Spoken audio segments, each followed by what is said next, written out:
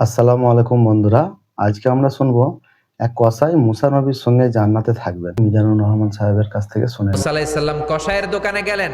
সারাদিন গোশত কাটার পরে বিকেলবেলা বড় একটা গোশতের টুকরা নিয়ে প্যাকেট করে বাড়ির দিকে রওনা হয়। সাইয়েদনা মুসা আলাইহিস সালাম তিনিও কসাইয়ের পেছনে পেছনে ছদ্মবেশে রওনা হয়ে যায়। সাইয়েদনা মুসা আলাইহিস সালাম পরিচয় গোপন করে বলে, আমি একজন মুসাফির, আজকে রাতে ও কসাই ভাই আপনার বাড়িতে থাকতে চাই। কসাই বলে, আহলান সাহলান, আসেন। পাশের ঘরে যে কসাই মাচার উপর থেকে বৃদ্ধা একটা নারীকে নামিয়ে নিজ হাতে গোসল করে টাওয়াল দিয়ে গা মুছে গোশত রান্না করে রুটি বানিয়ে রুটি আর গোশত এই বৃদ্ধা মহিলার মুখের মধ্যে তুলে দেয়। কসাই বলে, আমার মা প্রতিদিন রাতে খুশি হয়ে একটা পাগলা দোয়া করে। সাইয়েদনা মুসা বললেন, কি দোয়া? খুশি হওয়ার পরে চোখের পানি ছেড়ে দিয়ে হাত তুলে বলে, আল্লাহ, আমি আমার ছেলের উপর অনেক সন্তুষ্ট।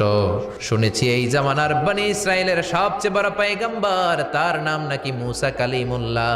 আমি তোমার কাছে দোয়া করে গেলাম, আমার ছেলেরে তুমি ওই মুসা নবীর সাথে জান্নাতে ঢুকাইয়া দিবা।